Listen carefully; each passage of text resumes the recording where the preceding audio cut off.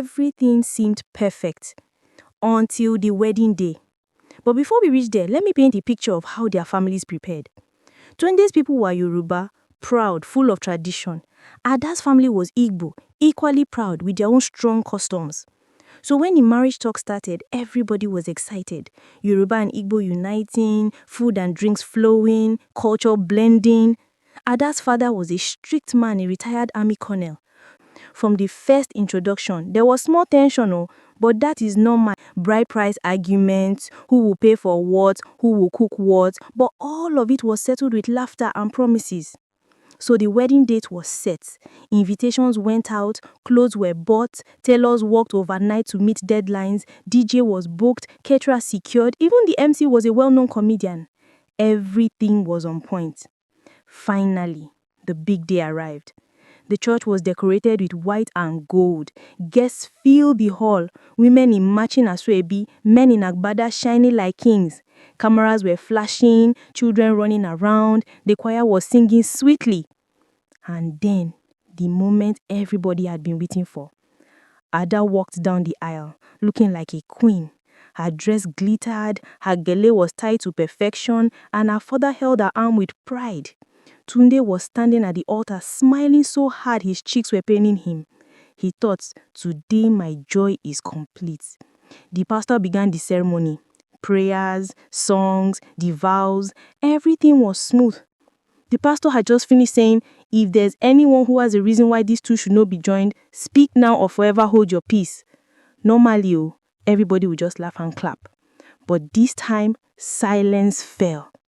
From the back of the church, an old woman suddenly stood up, wrinkled face, shaky hands, gele tied high like mountain bagegri. She pointed her finger straight at the groom's family. "Stop this wedding!" she shouted. Gasps filled the church. People looked around, wondering if they were watching African magic. The choir stopped singing. Even the small children stopped chewing meat pie. The pastor blinked, confused. "Madam, what is the problem?" The old woman's voice shook, but her words landed like thunder. "These twos," she shouted, "cannot marry. They are blood." Huh! The entire congregation exploded. "Blood how? Jesus! God forbid!" Ada froze. The groom almost collapsed. Their parents rushed forward, trying to calm the woman down. Tunde's mother snapped, "Mama, I beg, sit down. Don't bring disgrace here."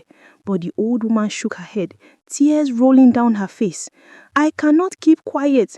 I recognize that girl's father. This man," she pointed, Ada's father, the retired colonel standing tall in confusion, "was once in love with my late sister. He abandoned her and she gave birth to a child. That child is this boy's mother." Ha! The hall went silent again. You could hear a pin drop. The groom's mother staggered, like she had been slapped. "Eh? Mama, what are you saying?" The old woman turned to her. "You know the truth. Don't deny it. You are born to my sister after she died. We raised you. The man standing there is your real father." Gasps again. People started whispering, fanning themselves. Phones were already out recording. The pastor was sweating. "Wait, are you saying the groom's mother and the bride's father are connected by blood?" "Yes," the old woman cried. "Which means this man," she pointed at Tunde, "and this woman," she pointed at Ada, "are related. They are uncle and niece." Wahala!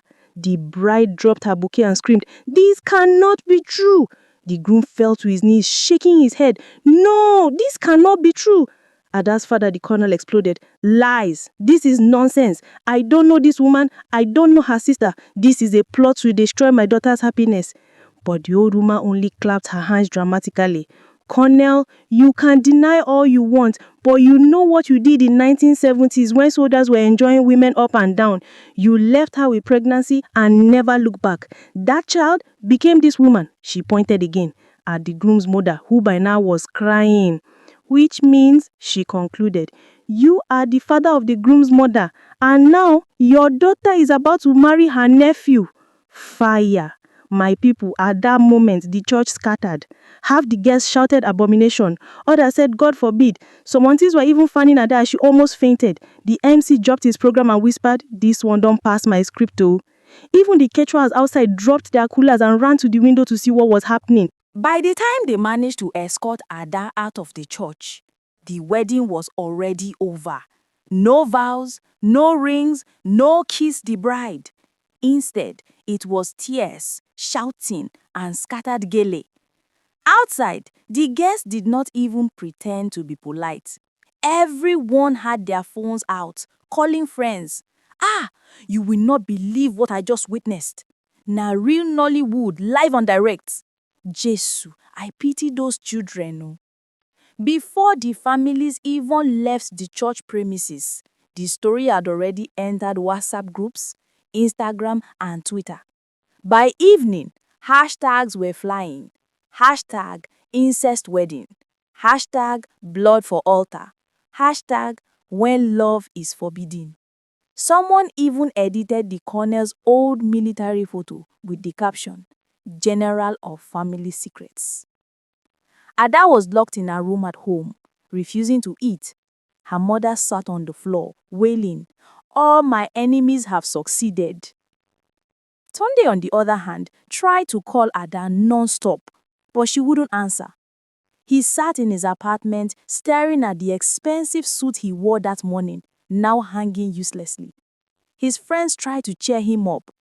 Guy, forget. There are many women outside. Na Lagos we dey. But Tunde shook his head. You don't understand. Ada is not just any woman. She is the love of my life. Meanwhile, the colonel was facing the music at home.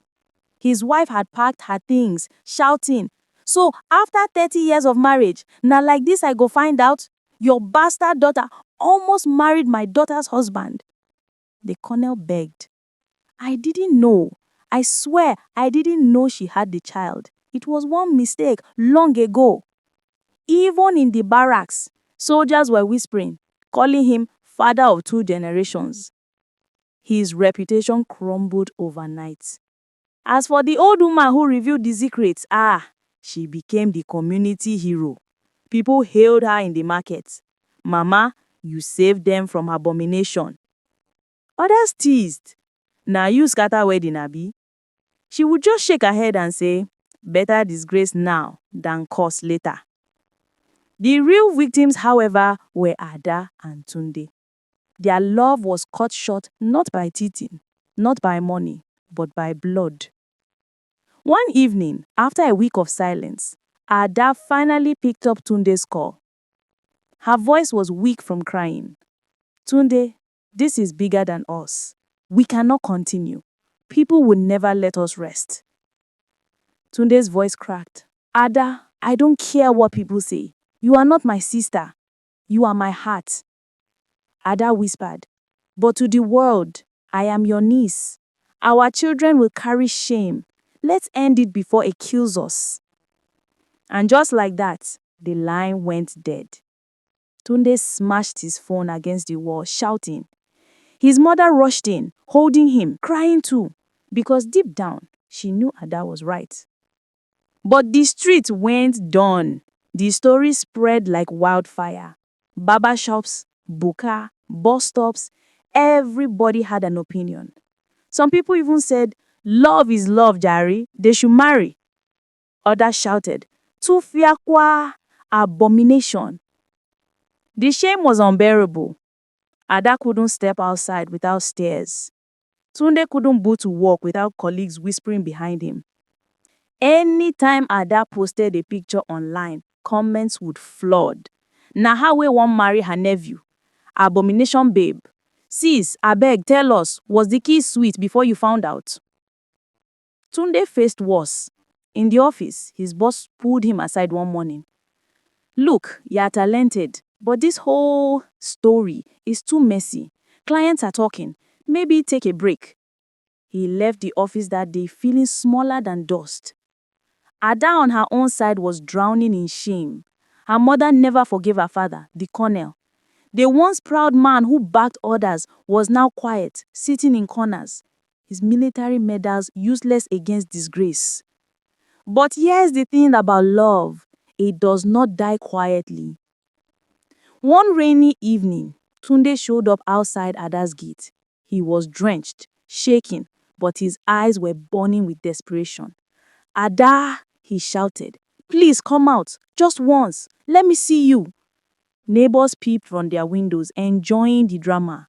Some even recorded videos ready to post on TikTok. Ada came out slowly, holding an umbrella. Her eyes were swollen from crying. "Tunde, why are you here? Haven't we suffered enough humiliation?" But Tunde dropped to his knees in the rain. "I don't care about them. I don't care about their gossip, their insults, or even the so-called bloodline. I only care about you. Marry me, Ada. Let's run away if we have to." The neighbors gasped. Some clapped, some hissed. Ada shook her head, tears mixing with the rain. "You don't understand. We cannot escape the truth. Even if we go to another country, it will follow us. People will always know.